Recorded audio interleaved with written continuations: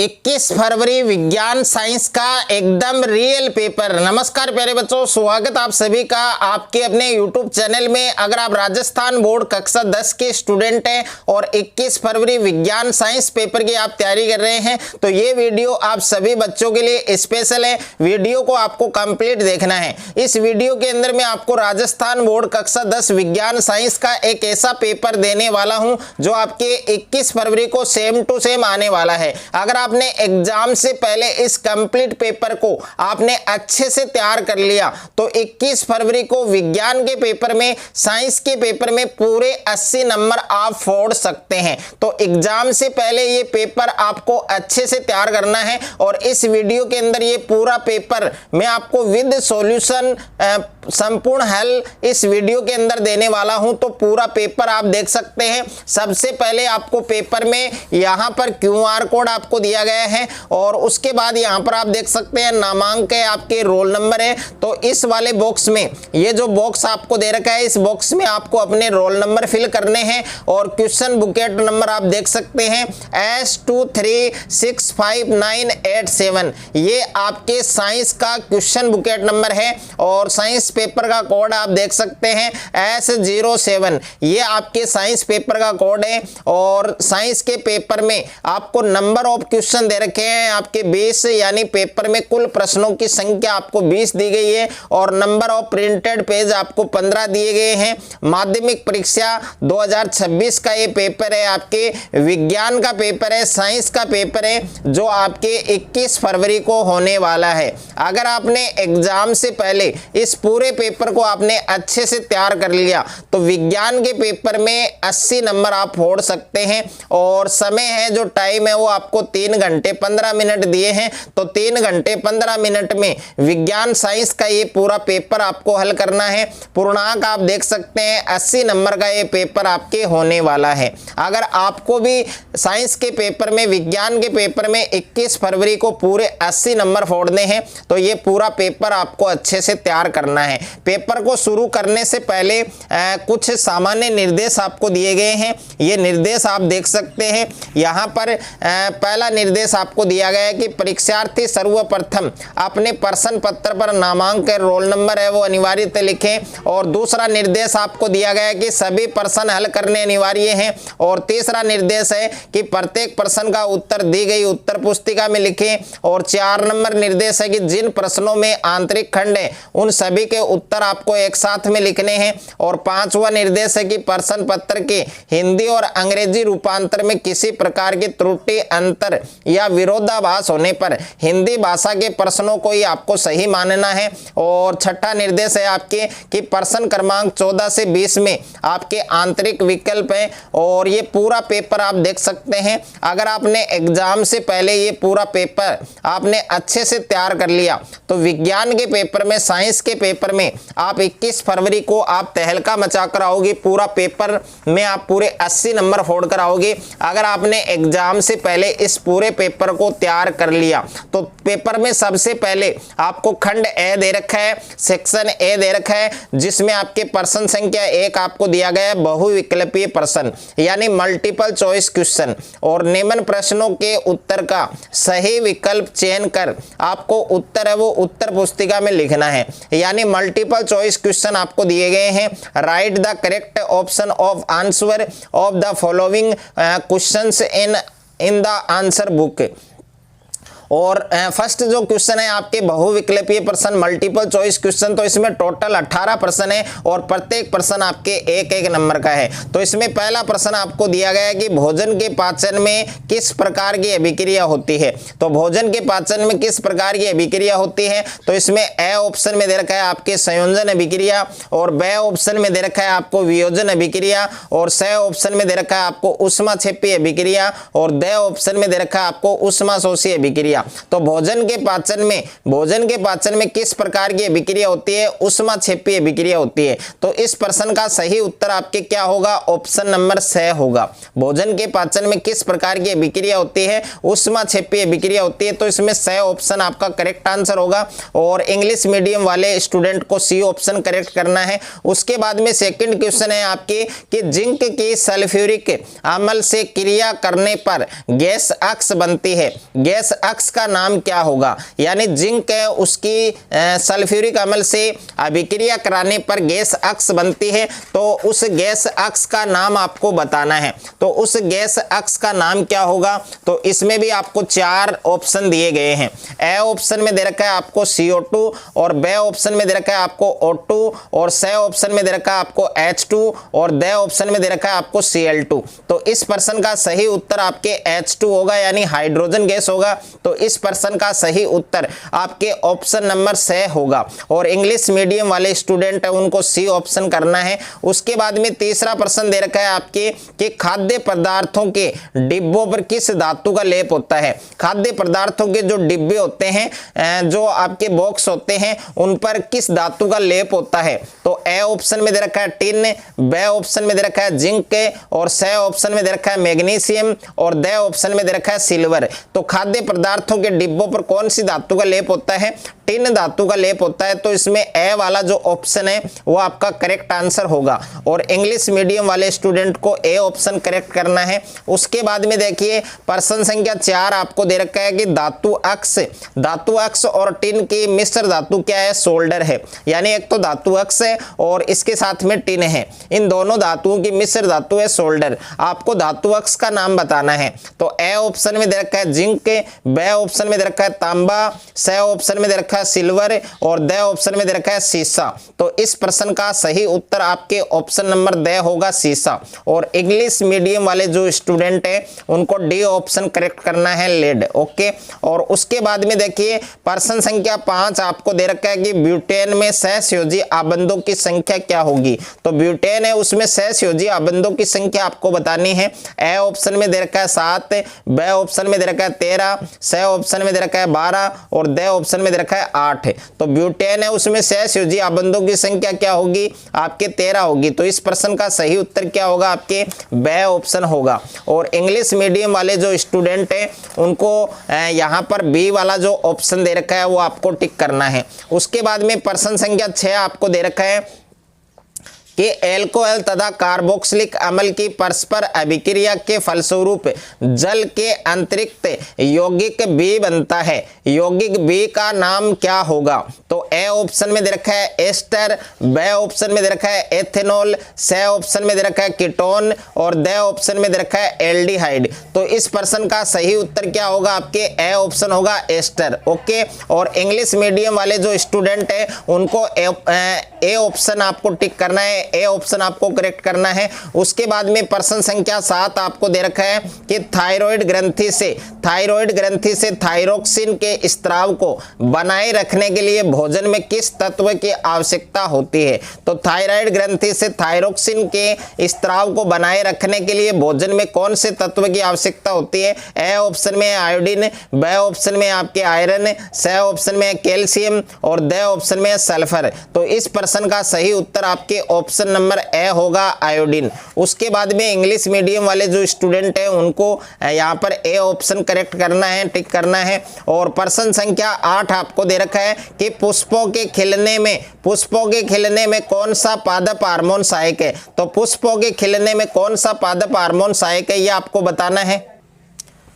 पुष्पों के खिलने में कौन सा पादप हार्मोन सहायक है? तो इसमें 4 ऑप्शन आपको दे रखे हैं। ए ऑप्शन में इथाइलिन, बी ऑप्शन में है ऑक्सिन और सी ऑप्शन में है साइटोकाइनिन और डी ऑप्शन में है जिब्रेलिन। तो इस प्रश्न का सही उत्तर आपके ऑप्शन नंबर डी होगा, जिब्रेलिन। यानी पुष्पों के खिलने में कौन सा पादप हार्मोन सहायक है? जिब्रेलिन हार्मोन सहायक है। तो डी ऑप्शन आपको करेक्ट करना है। उसके बाद में देखिए अगला प्रश्न है आपके प्रश्न संख्या 9 और प्रश्न संख्या 9 से पहले इंग्लिश मीडियम मीडियम वाले जो स्टूडेंट हैं उनको प्रश्न संख्या 8 के अंदर डी ऑप्शन करेक्ट करना है। और प्रश्न संख्या 9 है आपके कि एकलिंगी पुष्प पाए जाते हैं। एकलिंगी पुष्प किस में पाए जाते हैं? तो ए ऑप्शन है सरसों में, और बी ऑप्शन है गुड़हल में, और सी ऑप्शन है तरबूज में, और डी ऑप्शन है अमरूद में। तो एकलिंगी पुष्प वो किस में पाए जाते हैं? तरबूज में पाए जाते हैं। तो इसमें सी ऑप्शन है वो आपका करेक्ट आंसर होगा। और इंग्लिश मीडियम वाले स्टूडेंट को यहाँ पर सी ऑप्शन करेक्ट करना है। उसके बाद में देखिए प्रश्न संख्या 10 आपको दे रखा है कि निम्न में से कौन मानव में मादा जनन तंत्र का भाग नहीं है। तो प्रश्न संख्या 10 के अंदर आपको बताना है कि मानव में मादा जनन तंत्र का भाग नहीं है। ओके, तो ए ऑप्शन के अंदर दे रखा है अंडाशय, बी ऑप्शन में दे रखा है गर्भाशय, सी ऑप्शन में दे रखा है शुक्र वाहिका, और डी ऑप्शन में दे रखा है डिंब वाहिनी। तो इस प्रश्न का सही उत्तर क्या होगा? ऑप्शन नंबर सी होगा, शुक्र वाहिका। यानी प्रश्न संख्या 10 का सही उत्तर आपके ऑप्शन नंबर सी है। और इंग्लिश मीडियम वाले स्टूडेंट को यहाँ पर सी ऑप्शन करना है, स्पर्म डक्ट। ओके, और उसके बाद में प्रश्न संख्या 11 है आपके कि स्वस्थ आंख के लिए निकटतम बिंदु स्थित होता है। तो स्वस्थ आंख के लिए निकटतम बिंदु कितने बिंदु है वो स्थित होता है? तो ए ऑप्शन में 25 सेंटीमीटर, बी ऑप्शन में 50 सेंटीमीटर, सी ऑप्शन में है अनंत, और डी ऑप्शन में 15 सेंटीमीटर। तो इस प्रश्न का सही उत्तर क्या होगा? आपके ऑप्शन नंबर ए होगा। यानी स्वस्थ आंख के लिए निकटतम बिंदु स्थित होता है 25 सेंटीमीटर। उसके बाद में देखिए इंग्लिश मीडियम वाले स्टूडेंट है उनको ए ऑप्शन यहाँ पर करेक्ट करना है। उसके बाद में देखिए नेक्स्ट है आपके प्रश्न संख्या 12 आपको दे रखा है कि मानव नेत्र जिस भाग पर किसी वस्तु का प्रतिबिंब बनाते हैं वह भाग कहलाता है। तो ए ऑप्शन में है आपके कॉर्निया, बी ऑप्शन में है परितारिका, सी ऑप्शन में है पुतली, और डी ऑप्शन में है दृष्टिपटल। तो प्रश्न संख्या 12 के अंदर आपका डी ऑप्शन करेक्ट होगा, दृष्टिपटल। ओके, और इंग्लिश मीडियम वाले स्टूडेंट है उनको डी ऑप्शन करना है, रेटिना। उसके बाद में देखिए प्रश्न संख्या 13 आपको दे रखा है कि विद्युत विभव का एसआई मात्रक आपको बताना है। तो विद्युत विभव का एसआई मात्रक क्या होगा? ए ऑप्शन में है एम्पियर, बी ऑप्शन में है ओम, और सी ऑप्शन में है वोल्ट, और डी ऑप्शन में है वाट। तो विद्युत विभव का एसआई मात्रक होगा आपके वोल्ट होगा, यानी सी ऑप्शन है वो आपका करेक्ट आंसर होगा। और उसके बाद में इंग्लिश मीडियम वाले स्टूडेंट है उनको यहाँ पर सी ऑप्शन करेक्ट करना है। उसके बाद में देखिए प्रश्न संख्या 14 है आपके कि कोई विद्युत मोटर 22 वोल्ट के विद्युत स्रोत से 0.5 एम्पियर विद्युत धारा लेती है। मोटर की शक्ति आपको ज्ञात करनी है। तो इसमें 4 ऑप्शन दे रखे हैं। ए ऑप्शन में 110 वाट, बी ऑप्शन में 22 वाट, सी ऑप्शन में 11 वाट, और डी ऑप्शन में 220 वाट। तो देखिए इसमें आपको विभवांतर कितना दे रखा है? विभवांतर आपको दे रखा है 22 वोल्ट, और धारा आपको दे रखी है 0.5 एम्पियर। आपको शक्ति निकालनी है, यानी P का मान ज्ञात करना है। तो P बराबर हम लिख सकते हैं V गुणा I। V का मान बच्चों आपके 22 है, और गुणा I का मान है 0.5। तो P बराबर होगा 22 को 0.5 से गुणा करेंगे 11 आएगा, और शक्ति का जो मात्रक है वो वाट होता है। तो 11 वाट इसका आंसर हो जाएगा। और 11 वाट कौन से ऑप्शन में है? सी ऑप्शन में है। तो सी ऑप्शन आपका करेक्ट आंसर होगा। प्रश्न संख्या 14 है आपके कि तांबे के तार की एक आयताकार कुंडली किसी चुंबकीय क्षेत्र में घूर्णी गति कर रही है। इस कुंडली में प्रेरित विद्युत धारा की दिशा में कितने परिभ्रमण के पश्चात परिवर्तन होता है? तो ए ऑप्शन में दे रखा है 2, बी ऑप्शन में दे रखा है 1, और सी ऑप्शन में दे रखा है आधे, और डी ऑप्शन में दे रखा है चौथाई। तो इस प्रश्न का सही उत्तर क्या होगा ये आप सभी बच्चों को कमेंट बॉक्स में जरूर बताना है। और उसके बाद में देखिए अगला प्रश्न आपको दे रखा है प्रश्न संख्या 16 आपको दिया गया है कि फ्लेमिंग के वाम हस्त नियम में अंगूठा है वो किस दिशा की ओर संकेत करता है? तो फ्लेमिंग के वाम हस्त नियम में अंगूठा है वो किस दिशा की ओर संकेत करता है? तो इसमें ए ऑप्शन में दे रखा है चुंबकीय क्षेत्र, बी ऑप्शन में है विद्युत क्षेत्र, सी ऑप्शन में है बल की दिशा, और डी ऑप्शन में है धारा की दिशा। तो इस प्रश्न का सही उत्तर क्या होगा? आपके ऑप्शन नंबर सी होगा। यानी फ्लेमिंग के वाम हस्त नियम में अंगूठा है वो किस दिशा की ओर संकेत करता है? बल की दिशा की ओर संकेत करता है। तो इसमें सी ऑप्शन आपका करेक्ट होगा। और इंग्लिश मीडियम वाले स्टूडेंट को सी ऑप्शन करेक्ट करना है, डायरेक्शन ऑफ फोर्स। और प्रश्न संख्या 17 है आपके कि नीचे दी गई आहार श्रृंखला में बहुपोषी है। तो जो श्रृंखला आपको दी गई है आहार श्रृंखला, घास है, कीट है, मेंढक है, सर्प है, बाज है, इस आहार श्रृंखला में स्वयं पोषी आपको बताना है। तो ए ऑप्शन में दे रखा है कीट, ब ऑप्शन में सर्प, स ऑप्शन में मेंढक और द ऑप्शन में घास। तो इस प्रश्न का सही उत्तर प्यारे बच्चों आपके ऑप्शन नंबर द होगा, घास। ओके, और इंग्लिश मीडियम वाले जो स्टूडेंट है उनको डी ऑप्शन करेक्ट करना है यहाँ पर। और उसके बाद में देखिए नेक्स्ट है आपके प्रश्न संख्या 18 आपको दे रखा है कि पारितंत्र के जैविक घटक का उदाहरण है। तो पारितंत्र के जैविक घटक का उदाहरण कौन सा है? ए ऑप्शन में दे रखा है जल, ब ऑप्शन में दे रखा है प्रकाश, स ऑप्शन में दे रखा है मृदा और द ऑप्शन में दे रखा है हरे पौधे। तो पारितंत्र के जैविक घटक का उदाहरण कौन है? हरे पौधे। तो इसमें द वाला जो ऑप्शन है वो आपका एकदम करेक्ट आंसर है। और इंग्लिश मीडियम वाले जो स्टूडेंट है उनको यहाँ पर डी ऑप्शन करेक्ट करना है, ग्रीन प्लांट। उसके बाद में देखिए अगला प्रश्न दे रखा है प्यारे बच्चों आपको, अगला दूसरा जो प्रश्न है क्वेश्चन नंबर 2 है वो आपको दिया गया है कि रिक्त स्थानों की पूर्ति कीजिए। तो इसमें आपको रिक्त स्थानों की पूर्ति करनी है। तो इसमें पहला प्रश्न आपको दे रखा है कि चूना पत्थर, खड़िया और संगमरमर के विभिन्न रूप हैं। तो ये प्रत्येक प्रश्न आपके एक एक नंबर के हैं। चूना पत्थर, खड़िया और संगमरमर ये किसके विभिन्न रूप हैं? ये आपके कैल्शियम कार्बोनेट के विभिन्न रूप है। तो इसमें बच्चों आपको कैल्शियम कार्बोनेट लिखना है। क्या लिखना है बच्चों? Calcium carbonate. पहला जो रिक्त स्थान है इसमें आपको कैल्शियम कार्बोनेट लिखना है, या फिर आप इसका सूत्र लिख सकते हैं CaCO3। उसके बाद में देखिए दूसरा है आपके कि आसुत जल का pH मान होता है। तो आसुत जल है, शुद्ध जल है, उसका pH मान कितना होता है? 7 होता है। उसके बाद में देखिए तीसरा प्रश्न है आपके एक कृत्रिम वृक्क नाइट्रोजनी अपशिष्ट उत्पादों को रुधिर से द्वारा निकालने की युक्ति है।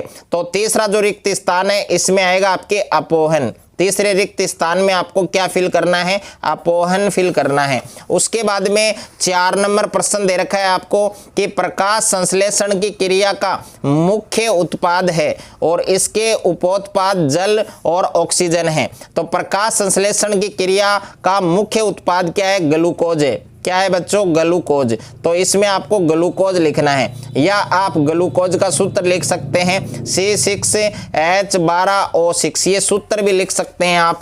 उसके बाद में देखिए 5वां दे रखा है आपके कि आनुवंशिक लक्षणों का नियंत्रण करने वाली जो इकाई है वो क्या कहलाती है? जीन कहलाती है।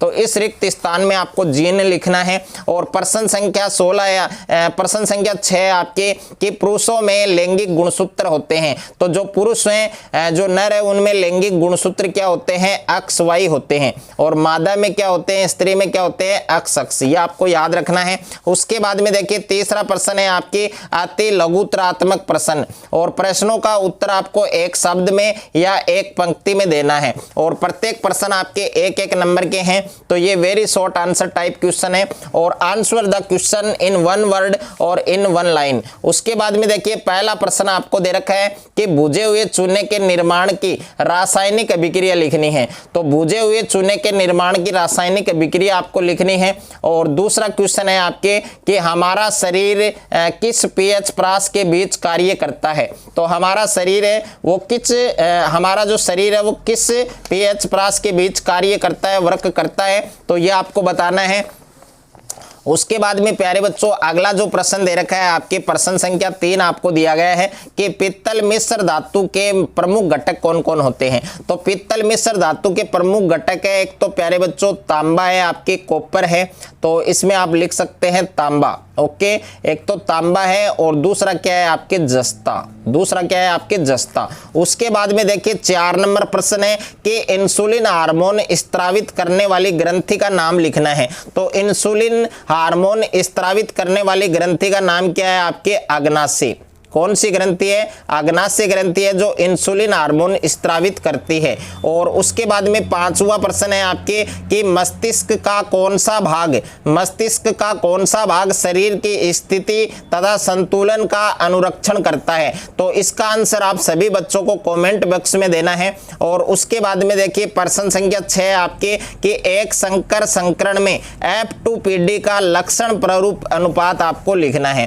तो एक संकर संकरण में F2PD का लक्षण प्रारूप आपको लिखना है। और उसके बाद में 7वां प्रश्न है आपके कि आनुवंशिकता किसे कहते हैं, यानी आनुवंशिकता की परिभाषा आपको बतानी है। और उसके बाद में 8वां प्रश्न है आपके कि गोलीय दर्पण के द्वारा किसी बिंब की ऊंचाई और प्रतिबिंब की ऊंचाई के अनुपात को किसके द्वारा प्रदर्शित किया जाता है, m के द्वारा प्रदर्शित किया जाता है। यहाँ m क्या है बच्चों, आवर्धन है, तो इसमें आप आवर्धन भी लिख सकते हैं। और इंग्लिश मीडियम वाले जो स्टूडेंट हैं उनको मैग्निफिकेशन लिखना है। क्या लिखना है, मैग्निफिकेशन लिखना है। उसके बाद में देखिए नेक्स्ट है आपके अगला प्रश्न है, प्रश्न संख्या 9 आपको दिया गया है कि एक अवतल लेंस की क्षमता, एक अवतल लेंस की क्षमता माइनस का 0.5 डायोप्टर है और उस लेंस की आपको फोकस दूरी ज्ञात करनी है। और प्रश्न संख्या 10 आपको दे रखा है किसी क्षण चुंबक के चारों ओर, किसी क्षण चुंबक के चारों ओर चुंबकीय क्षेत्र रेखाओं को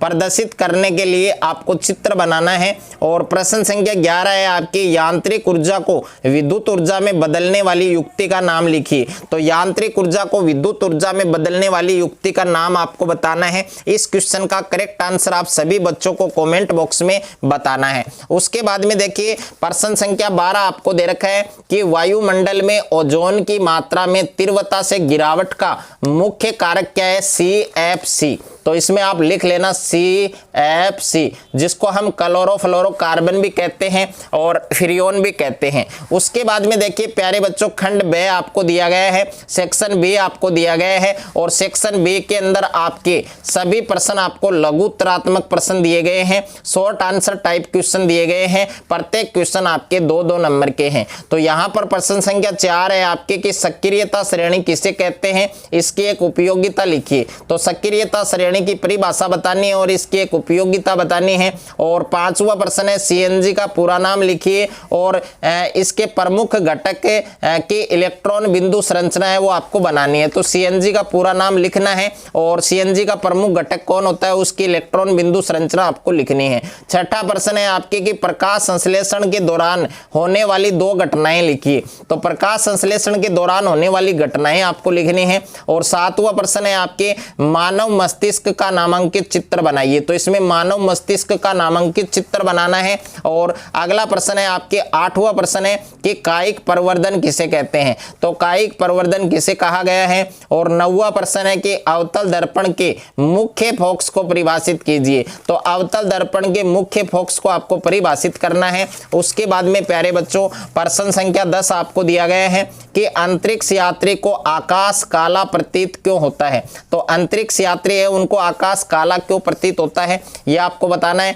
11वां प्रश्न है कि किसी विद्युत बल्ब के तंतु में 300 कूलाम आवेश 5 मिनट तक प्रवाहित होता है। विद्युत परिपथ में प्रवाहित विद्युत धारा का परिमाण ज्ञात करना है। तो इसमें विद्युत धारा I का मान बताना है। और 12वां प्रश्न है कि विद्युत जनित्र का नामांकित चित्र बनाइए। तो इसमें विद्युत जनित्र का नामांकित चित्र आपको बनाना है। प्रश्न संख्या 13 है आपके जैव निम्नीकरणीय अपशिष्ट को परिभाषित कीजिए। तो जैव निम्नीकरणीय अपशिष्ट है उसकी आपको परिभाषा लिखनी है। और उसके बाद में प्यारे बच्चों खंड 6 सेक्शन सी आपको दिया गया है। और सेक्शन सी के अंदर आपके दीर्घ उत्तरात्मक प्रश्न है, दीर्घ उत्तरीय प्रश्न है, लॉन्ग आंसर टाइप क्वेश्चन है और प्रत्येक क्वेश्चन आपके 3-3 नंबर के हैं। तो प्रश्न संख्या 14 आपको दिया गया है कि संयोजन अभिक्रिया और वियोजन अभिक्रिया को उदाहरण सहित समझाइए। और इसके अथवा में प्रश्न दे रखा है कि विस्थापन अभिक्रिया और द्विविस्थापन अभिक्रिया को उदाहरण सहित समझाइए। तो दोनों में से एक आपको करना है। और उसके बाद में प्रश्न संख्या 15 है कि अस्थिरीकरण किसे कहते हैं, यानी अस्थिरीकरण की आपको परिभाषा लिखनी है और इसके निर्माण की विधि और रासायनिक समीकरण आपको बताना है। उसके बाद में डियर स्टूडेंट आपको अथवा में प्रश्न दे रखा है संकलन अभिक्रिया और प्रतिस्थापन अभिक्रिया को उदाहरण सहित समझाना है। तो एक तो आपके संकलन अभिक्रिया है और दूसरा आपके क्या है, प्रतिस्थापन अभिक्रिया। इनको आपको विद एग्जाम्पल लिखना है, विद एग्जाम्पल इसका एक्सप्लेन करना है, आपको इसको समझाना है। बाद में प्रश्न संख्या 16 आपको दे रखा है कि मानव के मादा जनन तंत्र का नामांकित चित्र बनाइए। तो मानव के मादा जनन तंत्र का आपको नामांकित चित्र बनाना है और इसके विभिन्न अंगों का आपको वर्णन करना है। इसके अथवा में प्रश्न दे रखा है कि मुकुलन किसे कहते हैं और हाइड्रा में मुकुलन को सचित्र आपको समझाना है। उसके बाद में प्यारे बच्चों प्रश्न संख्या 17 आपको दे रखा है कि ओम के नियम का कथन लिखिए, यानी ओम ओम के नियम का आपको कथन लिखना है और इस नियम के सत्यापन का प्रयोग के द्वारा आपको समझाना है। और उसके बाद में अथवा में प्रश्न आपको दे रखा है कि किसी चालक का प्रतिरोध किन किन कारकों पर निर्भर करता है, यह आपको समझाना है। तो किसी चालक का प्रतिरोध है वो किन किन कारकों पर निर्भर करता है, यह आपको समझाना है। उसके बाद में प्यारे बच्चों खंड द आपको दे रखा है, सेक्शन डी दे रखा है और सेक्शन डी के अंदर सभी प्रश्न आपके निम्नात्मक प्रश्न है, इजी टाइप क्वेश्चन है और प्रत्येक क्वेश्चन आपके 4-4 नंबर के हैं। तो यहां पर आप देख सकते हैं इसमें पहला प्रश्न आपको दिया गया है प्रश्न संख्या 18 के अंदर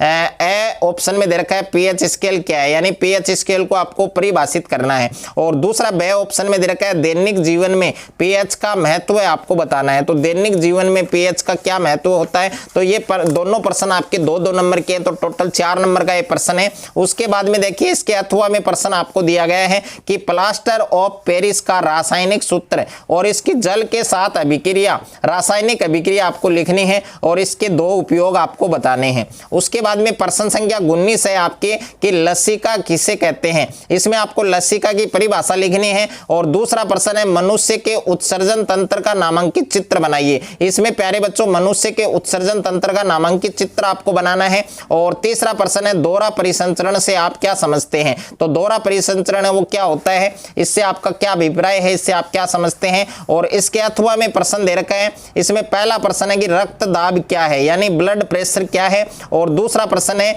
कि मनुष्य के श्वसन तंत्र का नामांकित चित्र बनाइए, इसमें आपको मनुष्य के श्वसन तंत्र का नामांकित चित्र बनाना है। और तीसरा प्रश्न है प्रकाश संश्लेषण से आप क्या समझते हैं, तो इसमें प्रकाश संश्लेषण की परिभाषा आपको लिखनी है। उसके बाद में प्रश्न संख्या 20 आपको दे रखा है कि अवतल लेंस के प्रकाशिक केंद्र से 2f1 तथा f1 दूरी के मध्य स्थित किसी बिंदु पर स्थित बिंब का प्रतिबिंब बनाने के लिए किरण चित्र बनाइए और प्रतिबिंब की जो प्रकृति है वो भी आपको लिखनी है। उसके बाद में डियर स्टूडेंट इसके अथवा में प्रश्न आपको दे रखा है कि एक अवतल दर्पण से ध्रुव 15 सेंटीमीटर दूरी पर रखे बिंब का 2 गुना आवर्धित और वास्तविक प्रतिबिंब बनाता है। दर्पण से प्रतिबिंब की दूरी आपको ज्ञात करनी है और दर्पण की फोकस दूरी आपको ज्ञात करनी है। तो विज्ञान साइंस का ये पूरा पेपर मैंने इस वीडियो के अंदर आपको दिया है। अगर आपने ये पूरा पेपर अच्छे से तैयार कर लिया तो 21 फरवरी को विज्ञान के पेपर में आप पूरे 80 नंबर फोड़ सकते हैं। तो पूरा पेपर आपको एग्जाम से पहले अच्छे से आपको तैयार करना है। और जिन बच्चों ने अभी तक हमारे व्हाट्सएप ग्रुप और टेलीग्राम ग्रुप को ज्वाइन नहीं किया है तो व्हाट्सएप ग्रुप और टेलीग्राम ग्रुप का लिंक आपको वीडियो के डिस्क्रिप्शन में मिल जाएगा, वहां से आप ज्वाइन हो सकते हैं।